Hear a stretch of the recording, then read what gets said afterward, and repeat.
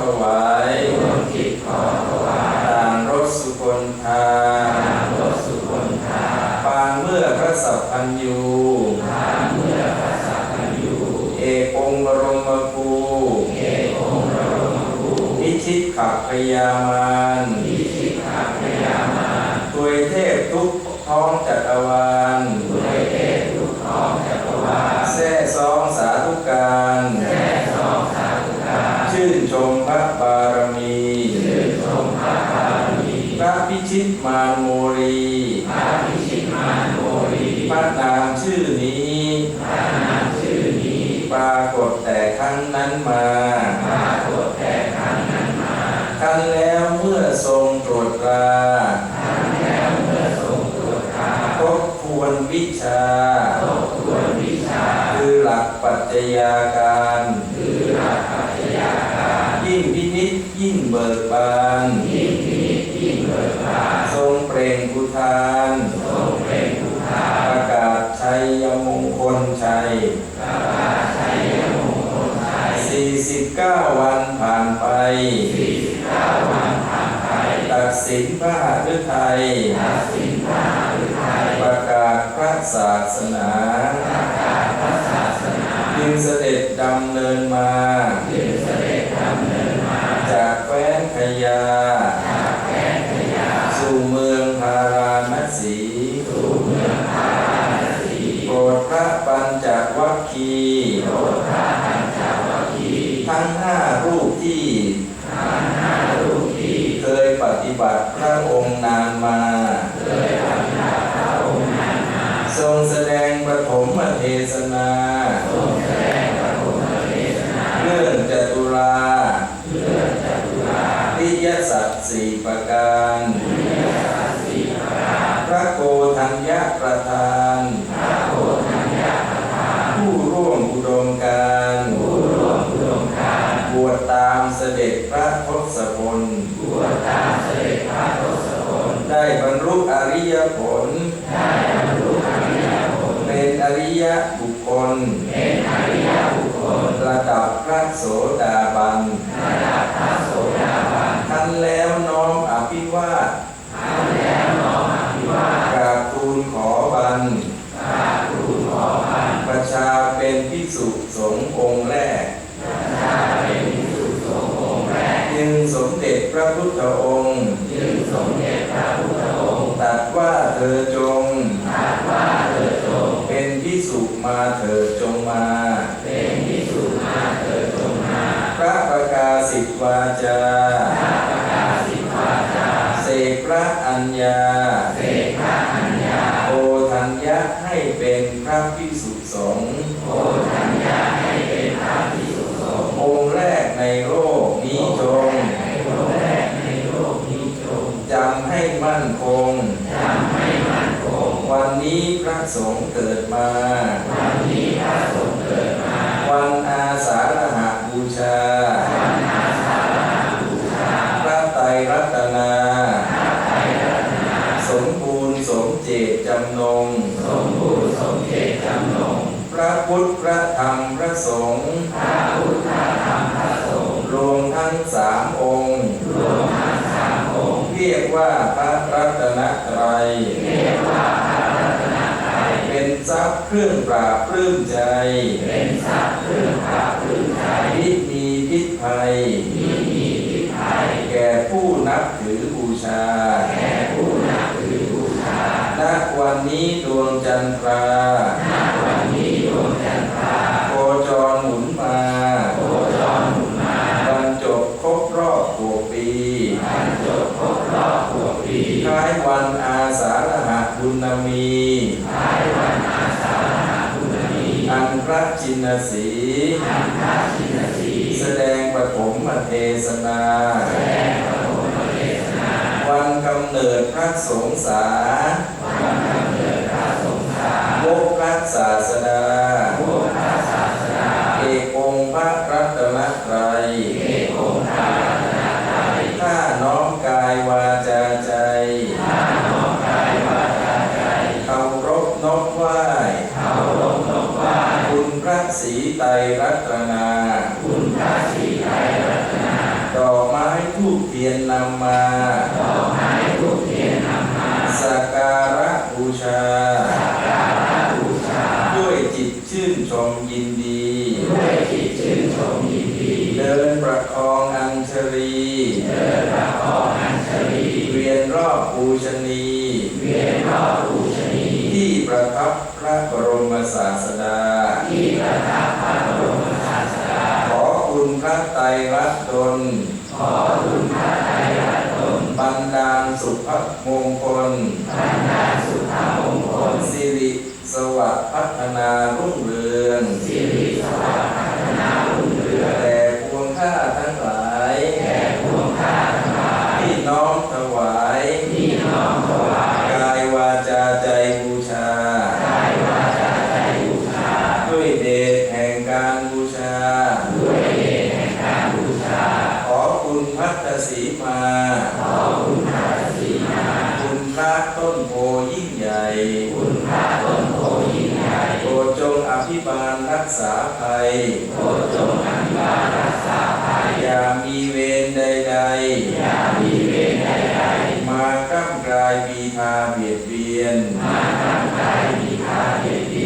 ขอความสวัสดีมีมงคลจงบังเกิดแก่ข้าบัดดลณกาลบัดเดี๋ยวนี้เถิดอุกาสะวันทามิพันเตภัททวาโลกนาถังอดีตังเมโทสังอนาคตังเมโทสังปัจจุบันนังเมโทสังธรรมะกเมพันเตอุกาสะธรรมามิพันเต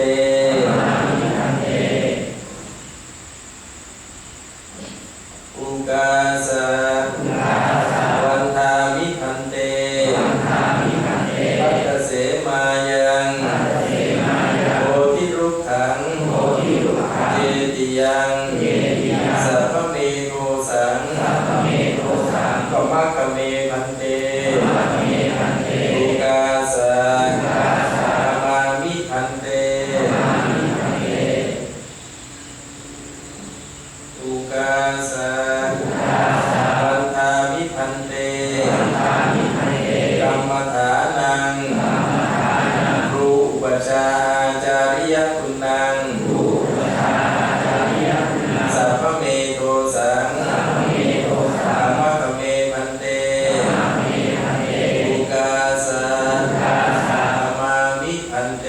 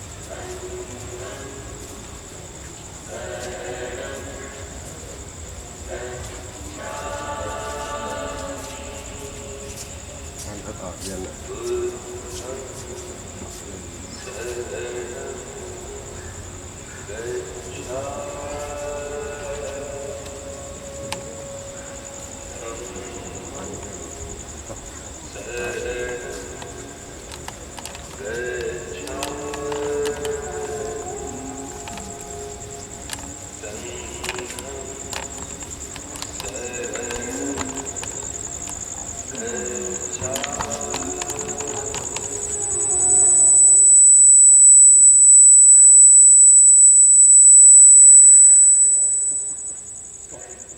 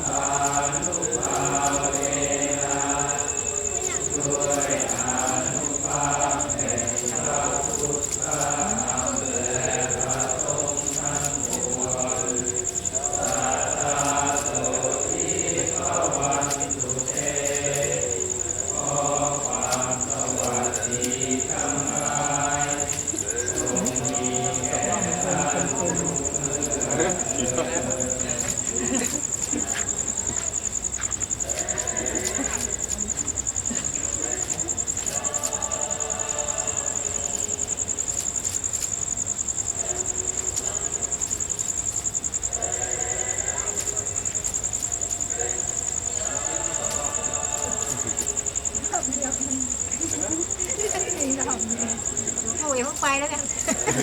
แล้วก็เฮ้ยอะไรก็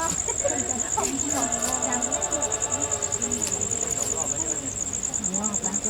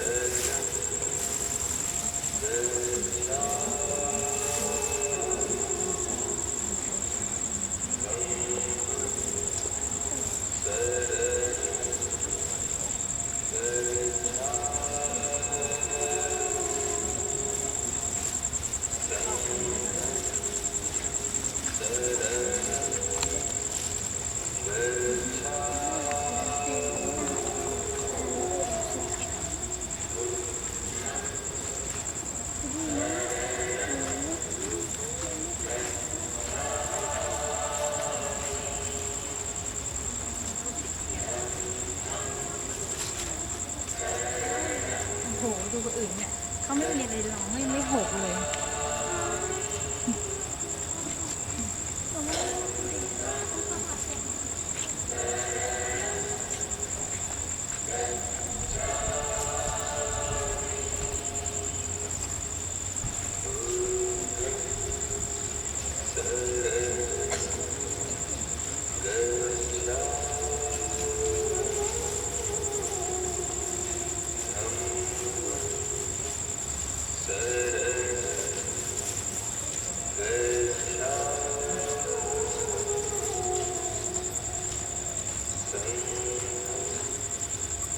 เ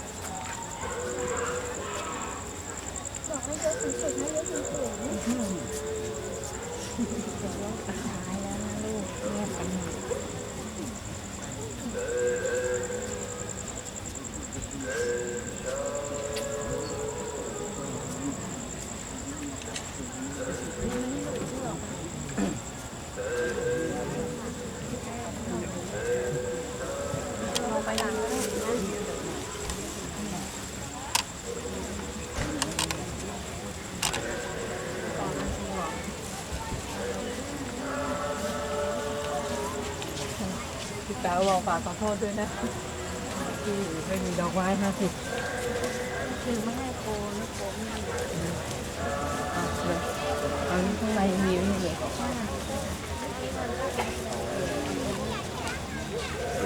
ฝากไว้ตรงนี้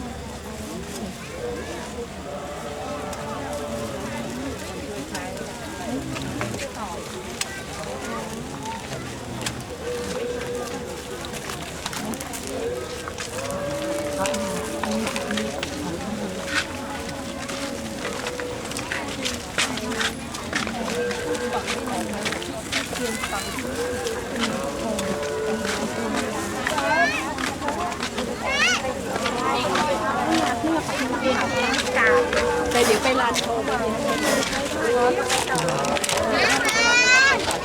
เป่าเลย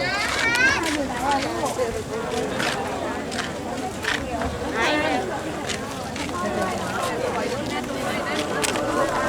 ห้เราไปใส่ แฝงยังเอาไปแฝงใส่โอ้ยลงมือเอาหยดใส่หน้าระวังไม่ต้องยัง